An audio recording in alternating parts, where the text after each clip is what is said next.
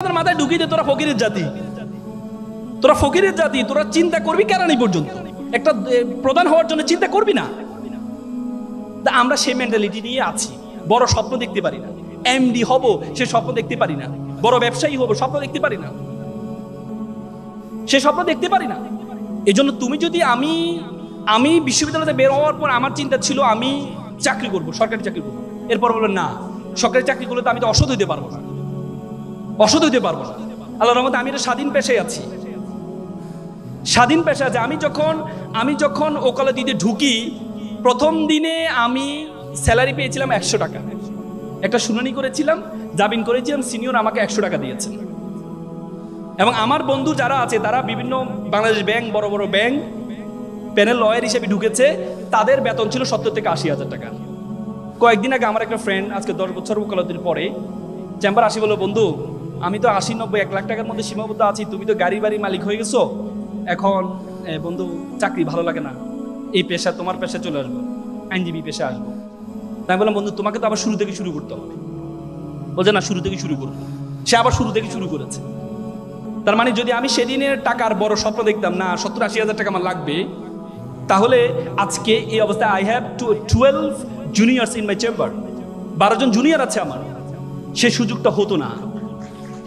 এজন্য তোমাদেরকে চিন্তা করতে হবে যে তুমি কি চাও, তোমার মেন্টালিটি কি।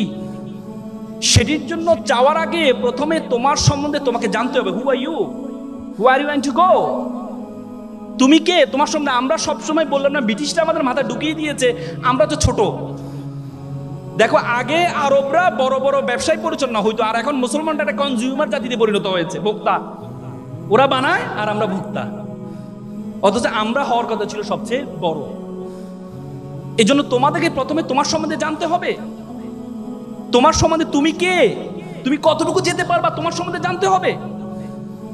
দেখো, 2006 সালে বাংলাদেশে একটা অপটিক্যাল ফাইবার স্টেশন করা হয়েছে কক্সবাজারে। সেটি তোমার পর্তুগাল হয়ে, স্পেন হয়ে, সিঙ্গাপুর, মালয়েশিয়া হয়ে, ফিলিপিন হয়ে আমাদের কক্সবাজারের সাথে যুক্ত হয়েছে। সে অপটিক্যাল একটা তার, ফাইবার কেবল, পরবর্তীতে স্যাটেলাইট, এই কি বলে, শেখ মুজিবুর রহমান যে এটা কি বলে, হাইটেক পার্কের সাথে যুক্ত হয়েছে। সে তারটার দূরত্ব ছিল 17,500 কিলোমিটার। 17,500 কিলোমিটার একটা তার দিয়ে পুরো পৃথিবীটা আমাদের হাতের মুঠে চলে আসছে। আজকে আমরা এখানে কি করছি, আমেরিকা বসে দেখতে পাচ্ছি, আমেরিকাতে কি করছে আমরা এখান থেকে বসে দেখতে পাচ্ছি, মাত্র 17,000 কিলোমিটার একটা তার দিয়ে। বিজ্ঞান বলে আমাদের মাথার মধ্যে যে তার আছে, নার্ভ আছে, বলা হয় 2 কোটি নার্ভ আছে আমাদের মাথার মধ্যে। একটাকে যদি একটার সাথে যুক্ত করা হয় 2 লক্ষ কিলোমিটার হবে এটা দূরত্ব। তুই ইমাজিন, মাত্র 17,000 কিলোমিটার দিয়ে পুরো পৃথিবীটা আমাদের হাতের মুঠে চলে আসছে। 2 লক্ষ কিলোমিটার নার্ভ দিয়ে পুরো বিশ্ব জগৎ তোমার হাতের মুঠের মধ্যে চলে আসবে। এজন্য তোমাকে জানতে হবে তুমি কে, বিশ্ব জগৎ সম্বন্ধে ধারণা আছে। এই বিশ্ব জগতের আয়তন কত বড় বলো তো, পৃথিবীর আয়তন কত? 52 কোটি বর্গ কিলোমিটার। যে পৃথিবী, যে আয়তন, যে পৃথিবীটা, এই পৃথিবীটা আমরা যে সূর্যটা দেখতে পাই, এই 52 কোটি বর্গ কিলোমিটার মধ্যে 7টা মহাদেশ, 7টা মহাসাগর আছে।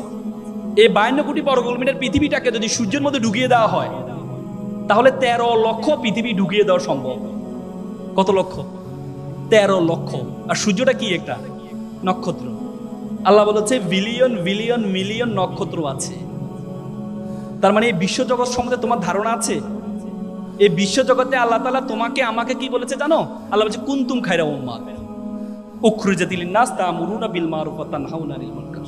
আল্লাহ বলেছে you are the noblest nation, you are the best nation, তুমি সেরা জাতি।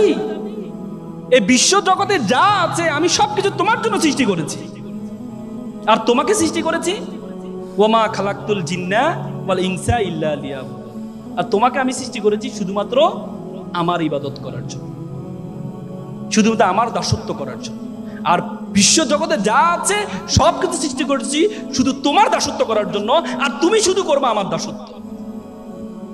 ধারণা আছে? তার মানে তুমি মনে করো, আমি মনে করো আমরা অযথা আল্লাহ তাআলা আমাদেরকে তৈরি করেছে, অযথা। আমরা বলি না, আমরা কোনো কারণ ছাড়া। এই যে কিছুদিন আগে ঢাকা বিশ্ববিদ্যালয়ের ছেলে আত্মহত্যা করলো, সুইসাইড করলো। ঢাকা বিশ্ববিদ্যালয়ের সাবেক এসপি, সেও আত্মহত্যা করেছে। মনে করো যে কেন? আল্লাহ তাআলা কি আমাকে অনর্থক সৃষ্টি করেছেন? আল্লাহ তাআলা কোরআনে ওয়ামা খালাকনাস সামা ওয়াল আরদা ওয়ামা বাইনাহুমা বাতিলান, আমি আসমান এবং জমিনে যা কিছু সৃষ্টি করেছি কোনো কিছু অনর্থক সৃষ্টি করিনি।